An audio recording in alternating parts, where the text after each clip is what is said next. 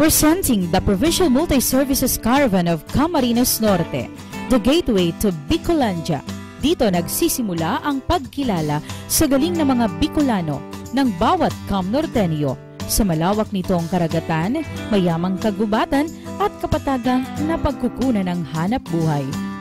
Every Cam-Norteño wants to achieve what they are dreaming of, and with the able leadership of Governor Edgardo Egay Angeles Taliado comes a program of reaching the 282 barangays and bringing the government closer to the people, kauna-unahan sa buong Pilipinas. This is the Provincial Multi-Services Caravan.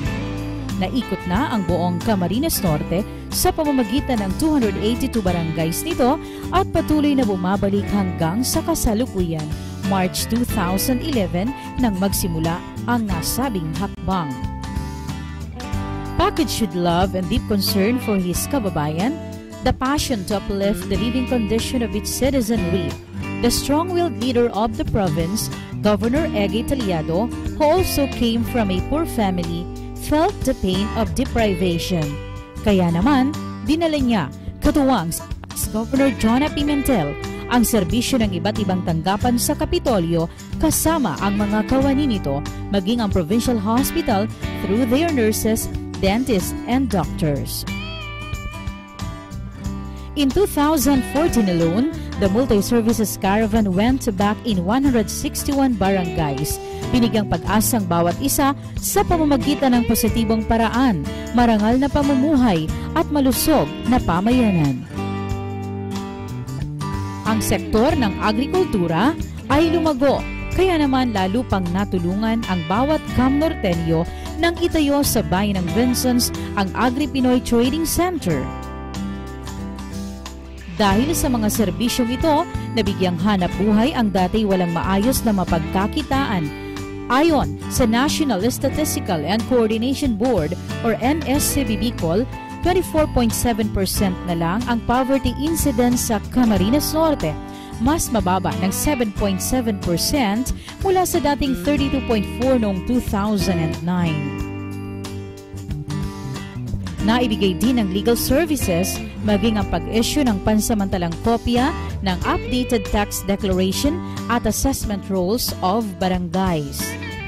Regular ding isinasagawa ang konsultasyon hinggil sa pampublikong infrastruktura tulad ng pangangailangan sa evacuation center, covered courts at barangay hall.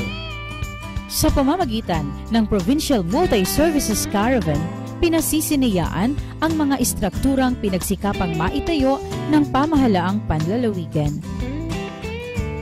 Ang impormasyon hinggil sa child-friendly barangays ay pinalalaganap, kasamang mandatory barangay assistance, maging ang may kaugnayan sa katarungang pambarangay at mga batas para sa kabataan at kababaihan ay naibibigay.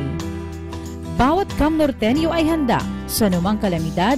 Dala ng caravan ang PDRRMO na nagtuturo sa pagsasagawa ng plano sa climate change adaptation sa pamamagitan ng Beat the Risk Program. Patunay ang pagkilala sa Camarines Norte bilang Regional Gawad Kalasag Award for Research for Excellence in Disaster Risk Reduction Management and Human Assistance noong 2012.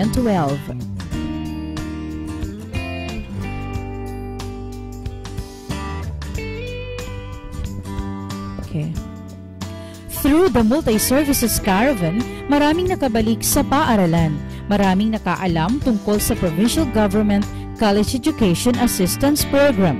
Mula sa dating 5 milyong pisong kanyang dinatna noong 2010, 14.5 million pesos na ito sa kasalukuyan. The collaboration among national agencies and other stakeholders in implementing the regular Multi-Services Caravan made the initiative of the present administration in Camarines Norte a big and continuing success.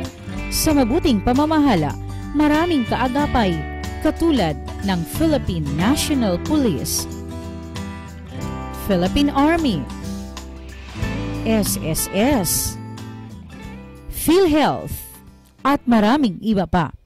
Created using Powtoon.